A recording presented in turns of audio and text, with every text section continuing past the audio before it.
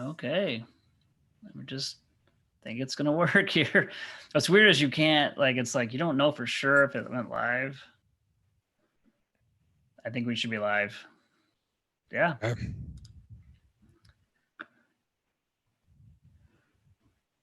Yeah, there's a little red live. All right, we're live. We are live. Welcome everybody to our live stream. We are here, Ryan O'Hara and I, and we're just here to I'm calling it open office hours. I don't even know what that means, but I think it's like we are available and we're gonna talk and chat and try to see if this is a value add or not. I don't know. We'll find out. So hopefully people will put questions in there, but I figured it'd be fun for you and I to talk. Oh, it's always Arizona. Fun for you and I to talk. It's always interesting. It's always interesting.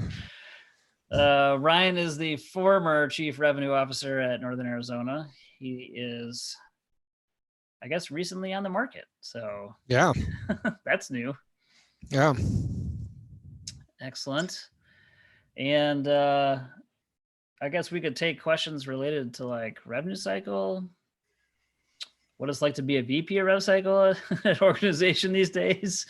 Woo, that could be loaded, but fun. And then I've got a number of questions that I thought would be fun that I stole from Brene Brown. Oh. Well, I didn't steal them, but I mean, I don't know if you've heard her podcast, but at the end she does 10 questions, I don't think she's going to join, so you're probably okay. Well, I use different ones. I just got the idea. All right. I just got the idea. I didn't actually steal them. Yeah, so let's do that. Let's talk. What do you now? You haven't been on the town halls, but basically the theme from everyone is, they're trying to how did they figure out how to take costs out, basically.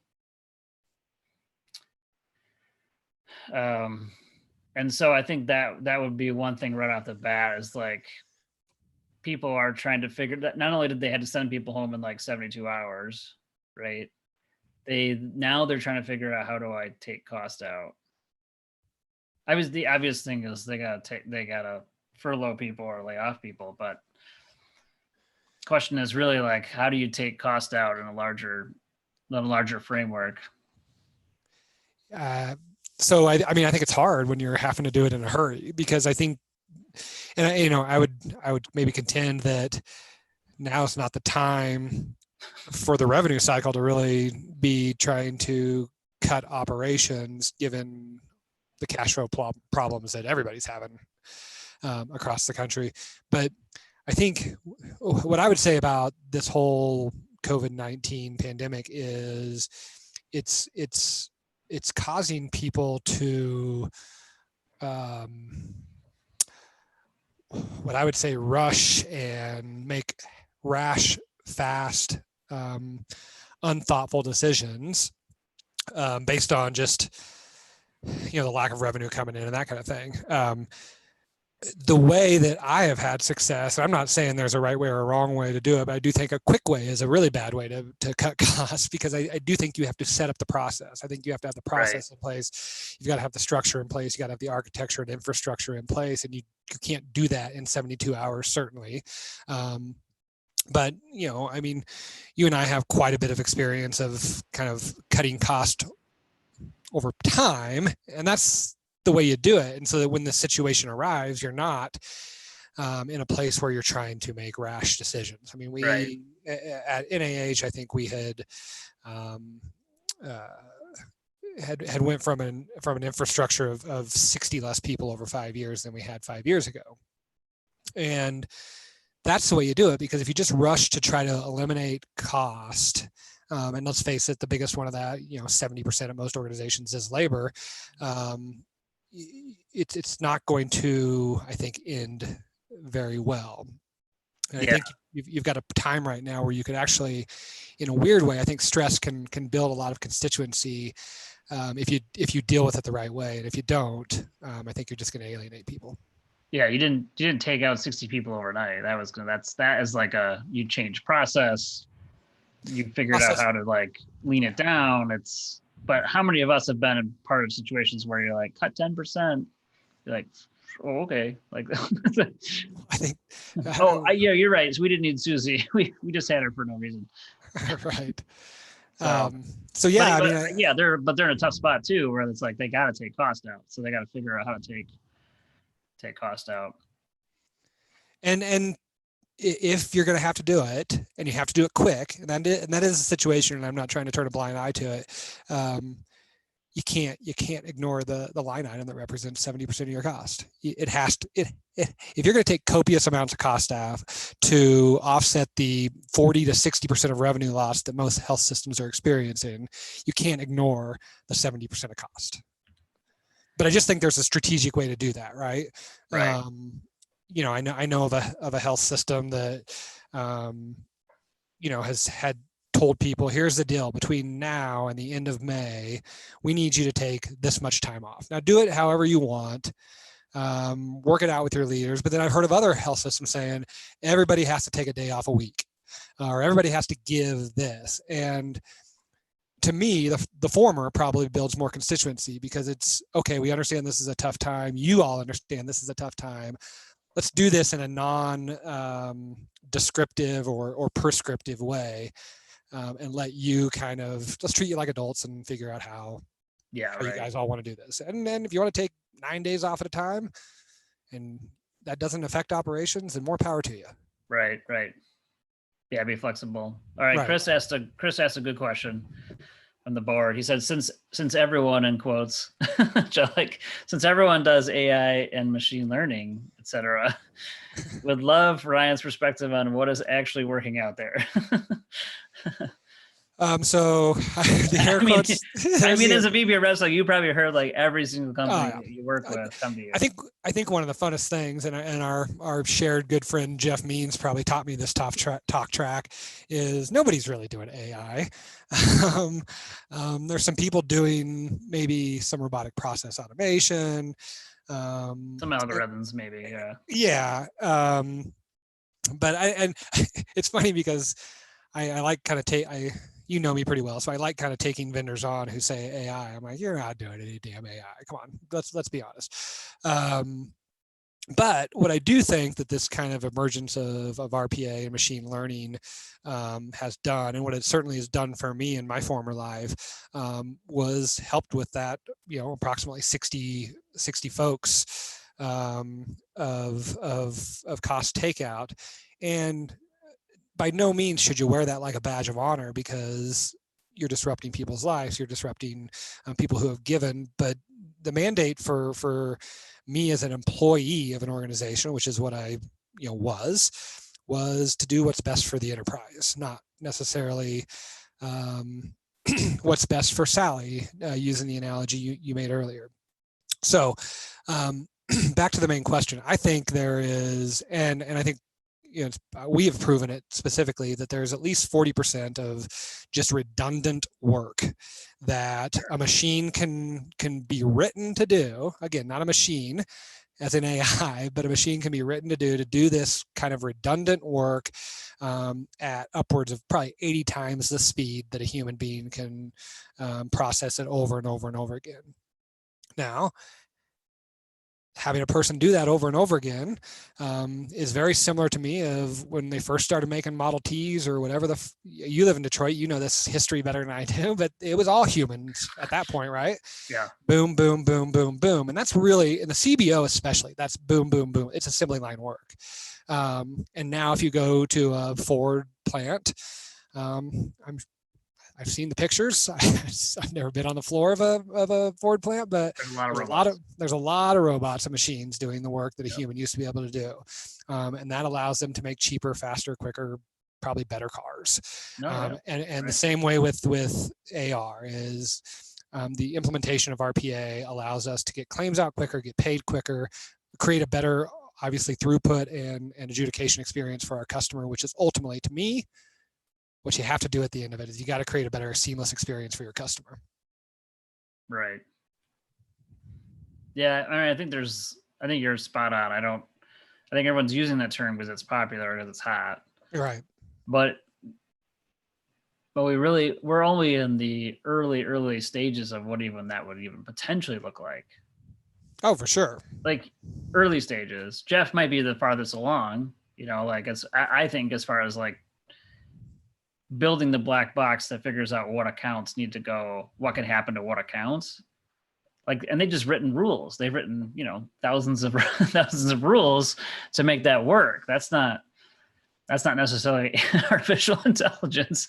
Right. That's just a lot of like hard work put into one solution. Then that's how they figure out what needs to be automated. The automation technology has been around since the 1990s, 80s. Right. Boston Workstation's not new. That's old. That the ability to do that is not new.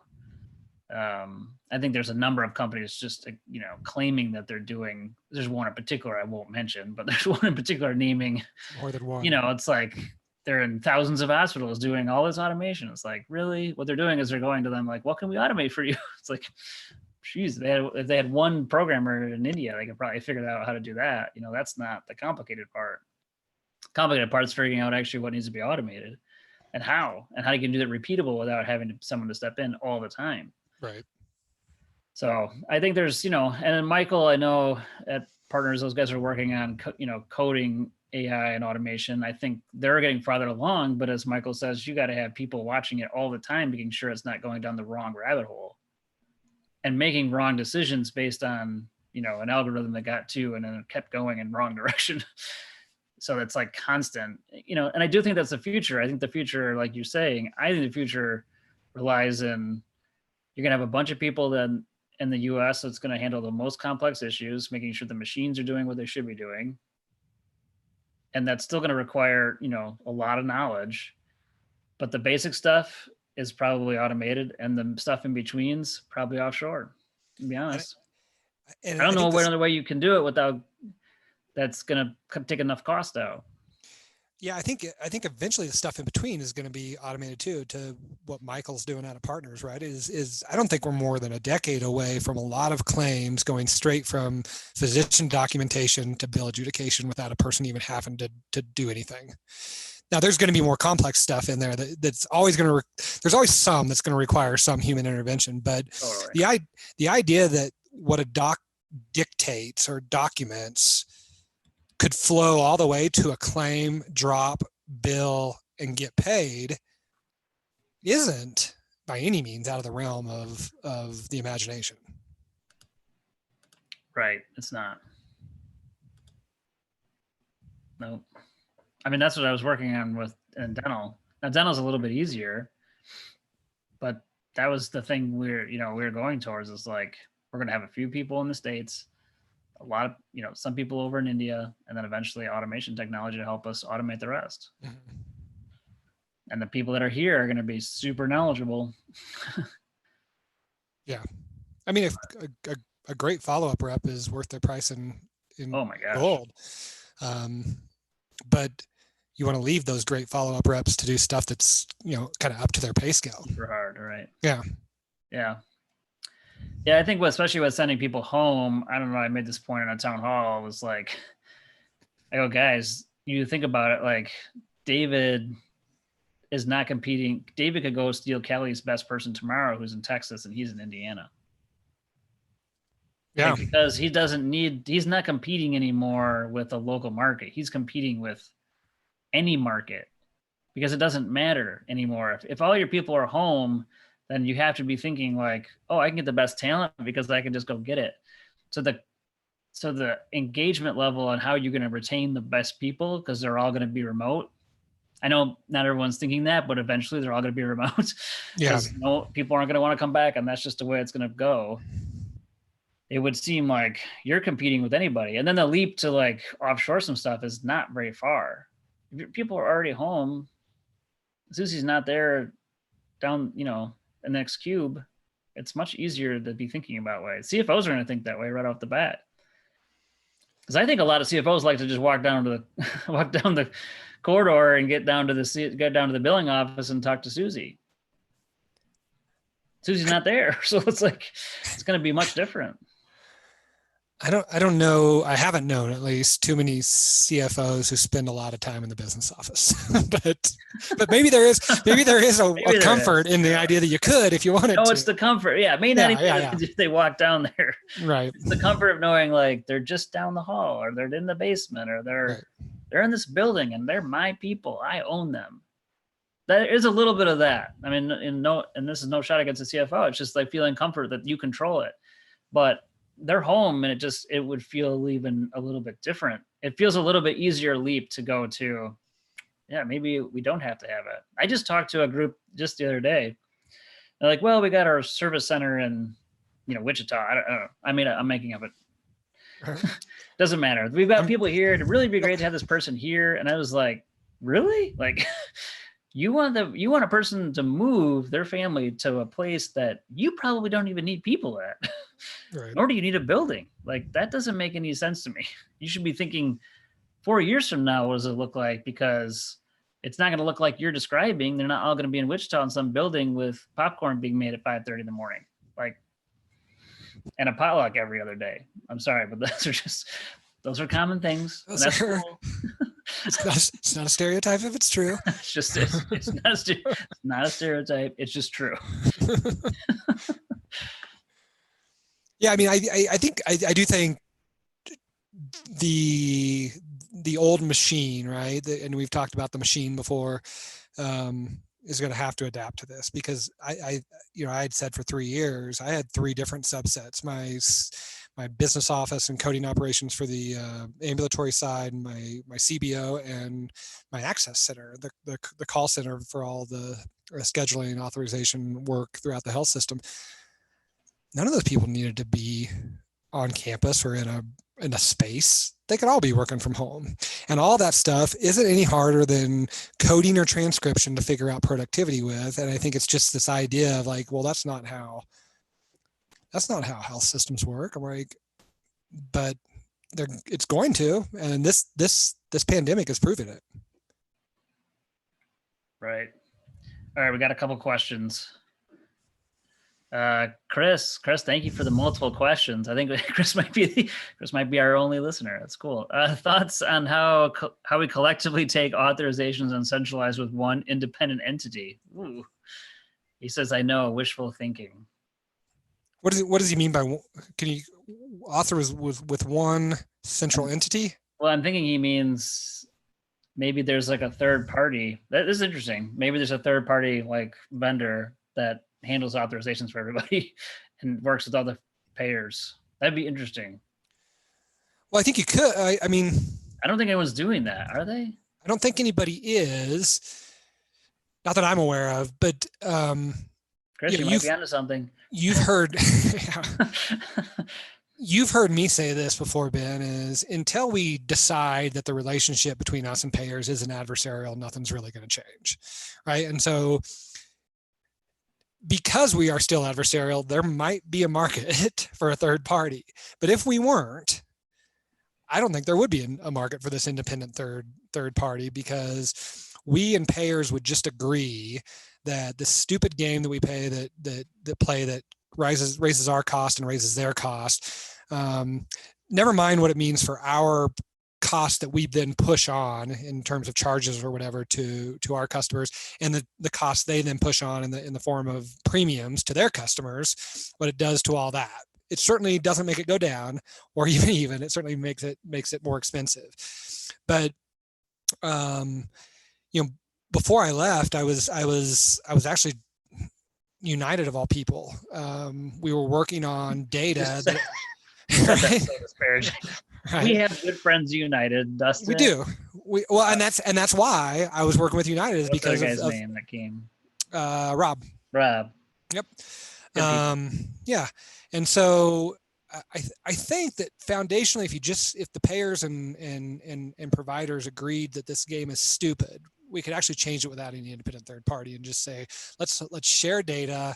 Let's realize that, I mean, I had this data thanks to Jeff, right? Is I fight this thing and I win it 98% of the time. I fight this thing and I lose it 98% of the time. Why are we even fighting these things? Let's just agree that these things are stupid, and you're not going to pay us over here, but you're going to pay us all the time over here. And look at that. We just took a bunch of water out of this sinking boat by doing it that way. So yes, I think there could be a way to centralize all this, but I think the more, and probably utopian, right? Because I tend to over utopiaize, if that's even a word.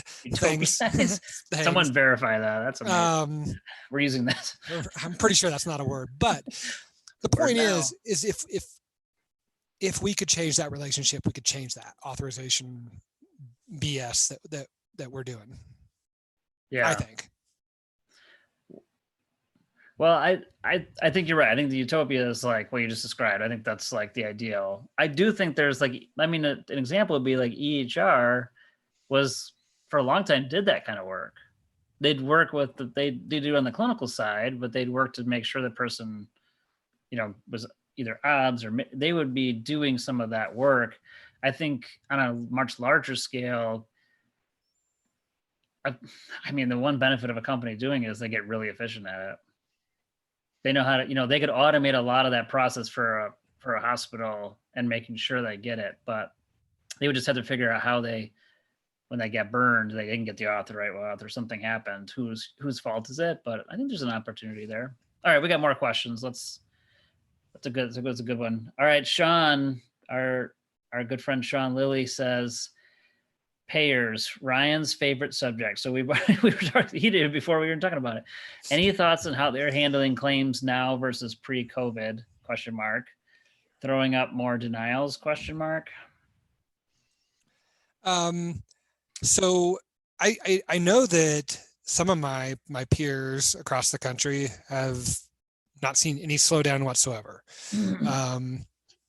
We were seeing a slowdown, and the responses we were getting from insurance companies they weren't even necessarily denials. We just weren't getting paid as quickly as we could. And I think most of our contracts and most people's contracts, they have like 30 days to give you a response. And a response doesn't mean a payment, by the way. It just means like, yep, we have your claim and we may or may not pay it. But I've heard, it's so weird because I've heard of people who have seen no slowdowns. Now certainly slowdown in cash with the lower revenue, but not slowdown in payment. And then what we were experiencing, what the payers were universally telling me was, well, one, we're disrupted because we've had to send our workforce home, right? And so that's caused us to not be as efficient as possible. Two, we're trying to set up the infrastructure for all the telehealth stuff. And so a lot of our resources are now just being pushed to setting up this infrastructure so that we can reimburse on telehealth. And that's taking up our resources that normally would pay you. And you don't really have a button you can push that says, you're lying. I don't know. Or are you telling the truth? Who knows, right? It's just like, okay, well, I guess we don't have any response until you break your own rules that you've written, which you're not going to break. Yeah, right. I think on our town halls, and Sean, you've been in those, but just to reiterate for everyone else, I think most, at least COVID claims, almost everyone was holding because they were trying to figure out what payers were really going to do. So throwing up more denials, I don't know if people have seen that because there's and part of the hard part of this too, and I know Kelly was talking about this from UT Southwestern, was that there's just less claims. So I thought there's more denials, but really the same denials, they just stick out now because you're like, we didn't have as much volume. So she's like, I'm seeing denial percentages and I'm like going to my team freaking out and then realizing like, we just don't have the same. So we're probably getting the same amount of denials. They stick out now and you have more time to deal with them all. So you're getting on it. So because Alan asked a question too, and this is kind of a follow up to the same thing. Do you feel that this pandemic presents an opportune time for CBOs to either clean up their AR over 90, 120, whatever, or strategize for when the volumes resume? And I think obviously we almost heard from universally from people is like, this is the time they are using to figure out how they can get every single dollar in the door. And so, yeah, I think they're using this time to clean up. I think they're probably running out of things to do, which is part of the problem.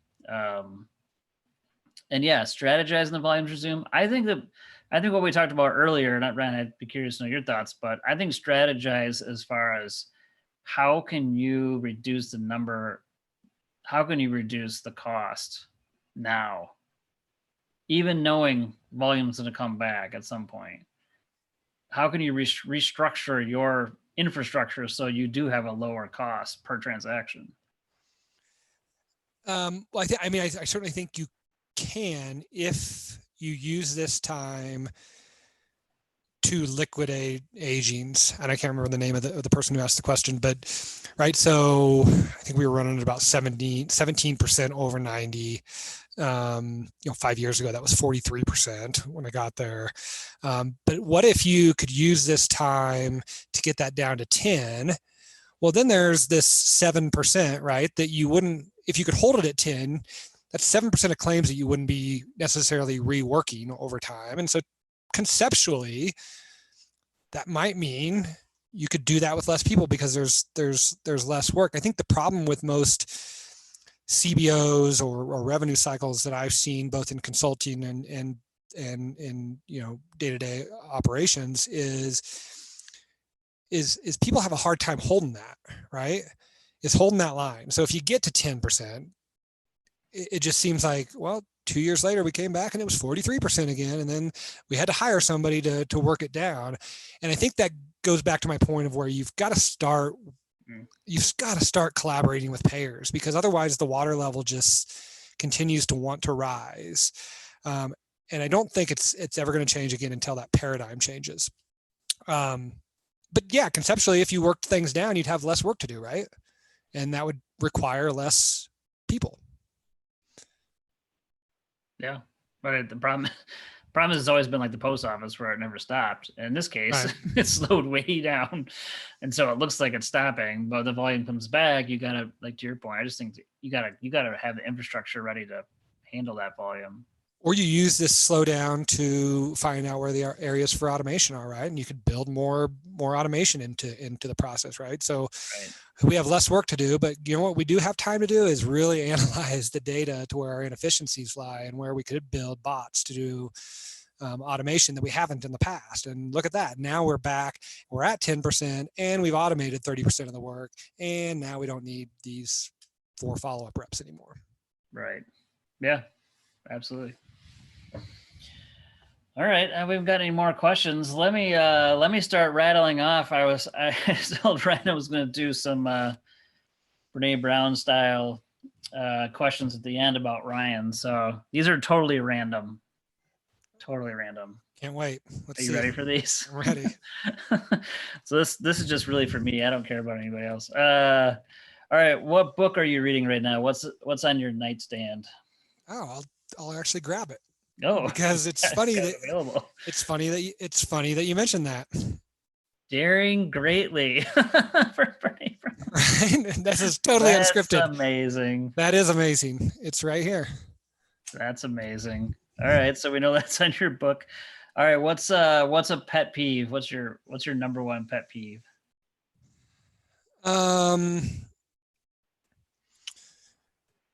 Boy, I have so many. This is a great. I knew this would be a great question, but because you're like, these people annoy me.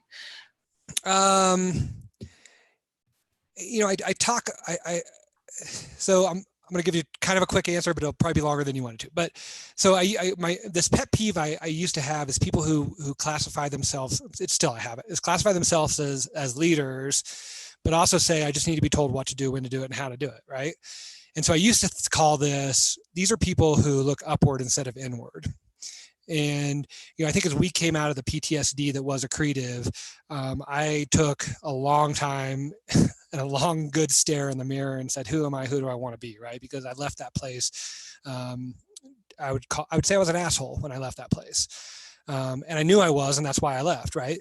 And so, but I've expanded this thing from upward, tell me what to do and I'll do it. Well, then you're probably not a leader, you're a follower, and that's okay, because the world needs great followers as well. Sure. But too many of these people who look upward classify themselves as leaders. But I had this kind of, and it was related to some of this COVID stuff, and I wrote it down back in March of, there's not really just upward, there's downward, there's left, right, there's side to side, right? And I've classified that kind of as as I've written it down, and maybe Brene Brown will shadow write a book for me one day about this, but probably not. But there's backwards, there's forward, right? So you've worked with these people who say, I can only pull on my past experience. I don't, and that's not necessarily bad either, because past experience is something that should help you. But Sure. those people that can move all 6 directions are, and inward, so 7 really, right? I can look up, I can look at my people below, I can look at my experience, I can see what's actually happening, I can look to my left, which I call the more non-dominant side, and my right as the more dominant side. This type A over here, but these are all good qualities, provided you're not anchored to one of them. And I think all 6 of those together actually lead you to, if you're able to harness all 6 of those, you can look inward and say, who am I? Who do I want to be? What do I want to pull on? What do I want to see? How do I want to pull on those people that might have a weaker personality? How do I want to pull on those people that have a stronger personality? How do I want to look at the people above me and below me to say, who is it that I want to be?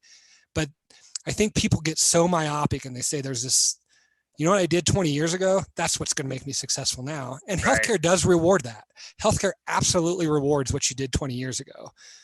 But so that's kind of my big pet peeve, is these people who can't take a look in the mirror and say, what are my flaws? Could I look in the mirror every day and I think I am just crappy at everything I do. And I wish I was better at everything. And I think that's actually helped, because I've never ever thought I've arrived anywhere. I just think I'm always this crappy work in progress that has to get better. Well, I think we can go on this for a while. I think that actually has, all what you're describing is affected or intertwined with your ego. So you're going to, the best leaders are the ones that are going to have to put that aside. Everyone has one, and that's not a bad thing. It's just that you're going to have to put that aside in leadership more than you would ever imagine you would have to.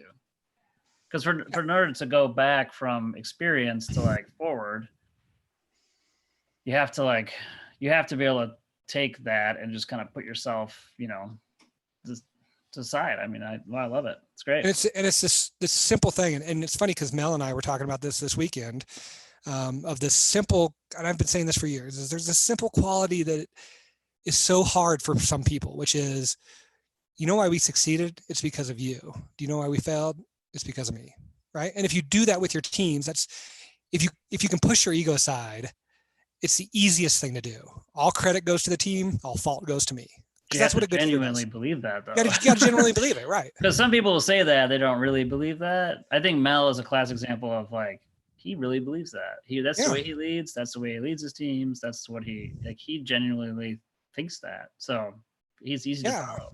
And once you build a good team, it's a very easy thing to believe. And don't tell him I said that. Hopefully he's not listening. All right, let's go. Let's keep going. One thing you've learned during quarantine. That you can your habits of sleeping in that you used to have like in high school and college can come back really quickly.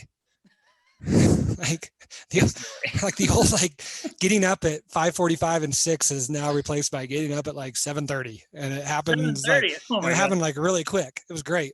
My wife and I, we were probably 3 weeks in, and she was just, my wife is not typically grumpy at all. And she was like, I was like, what is going on with you? And we were going to bed at like late, and she's getting up at like 8:30, and I'm like, that is atypical for her. Right. And so I finally like, Jenny used to get up at like 5:45 and go work out like on Monday, Wednesday, Friday. Like you need to get up. And so we both were like, okay, we committed. And I'm telling you, that's been a game changer. Like I've been on the Peloton, you can see behind me. I'm doing that 3 days a week and then doing strength exercises the rest of the week. Like I'm actually getting up though to do it, which before I was not. It was like, anyway, so that's been helpful. All right, that's good. Change what if you could change one thing in revenue cycle today, what would it be? The relationship between payers and us. I figured I knew that was coming. Yeah. But again, it requires both people. Like I think it's easy for us to say the payers are the problem, and then it's easy for payers to say, oh no, providers are the problem.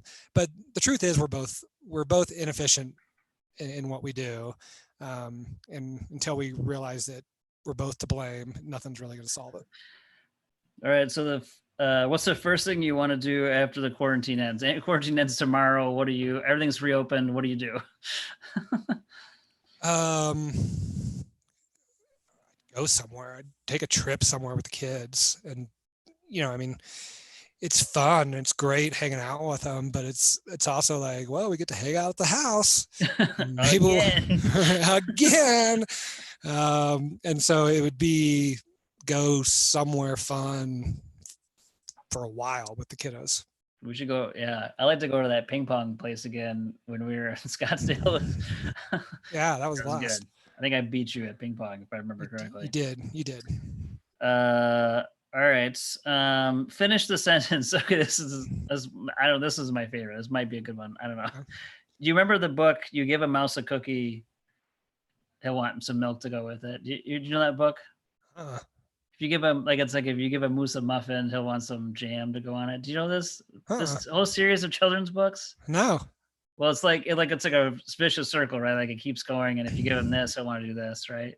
Okay. So finish the sentence. If you give a rev cycle leader blank, he or she will want blank to go with it.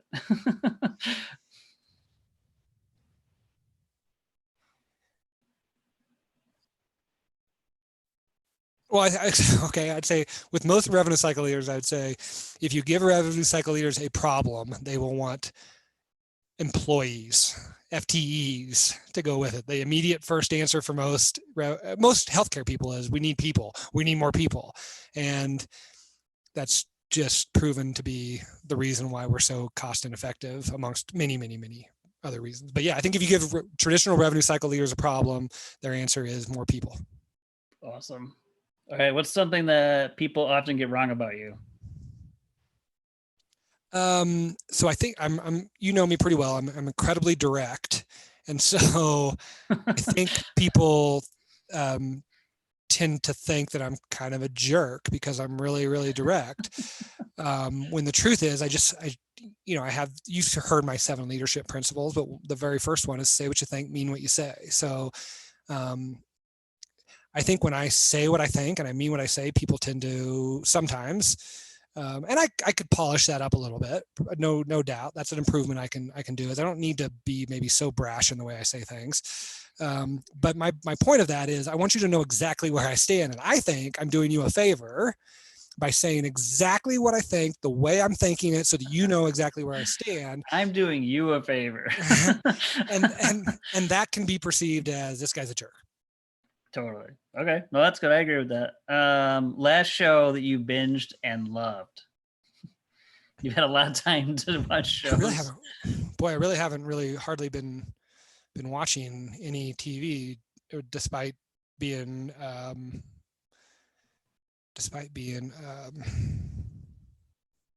or alternatively, last movie you watched and loved.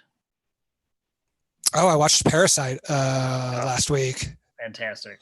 It was really good. Game changing. It was really good. So yeah, I would say that was the last movie I watched that I loved. All right, concert you will never forget. The first Pearl Jam concert I went to at Sandstone Amphitheater in Bonner Springs, Kansas. I don't think there'll ever be a band that I love more than I love Pearl Jam. And I mean, when 10 came out, I was a freshman in high school. And I mean, from that moment on, I was hooked, and I got to see them at the outdoor amphitheater in Kansas City called Sandstone at the time. I think it's changed its name like 6 times. I think I was a sophomore. I thought we were the same age. Did we graduate at the same time? I think it was the summer between our freshman and sophomore year, because I can remember putting 10 in the old Chrysler LeBaron cassette player and just running that thing. Yeah. I remember like playing softball like in tournaments that summer and basketball and stuff. I think it was the summer between freshman and sophomore year. Great album. That and there Smells Like Teen Spirit. I remember the day it came out. Yeah. It's like, this is crazy. Yeah. It spoke to me. Last one. Snapshot into your ordinary life. What's something that brings you joy?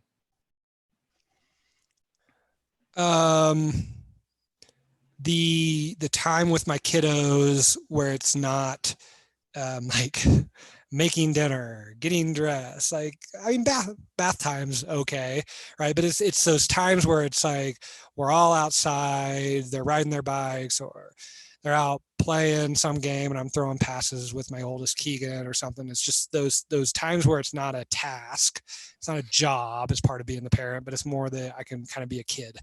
Right. Just the oldest kid, and that's probably the best way to describe me. Is I'm just probably the oldest kid of my 4 kiddos.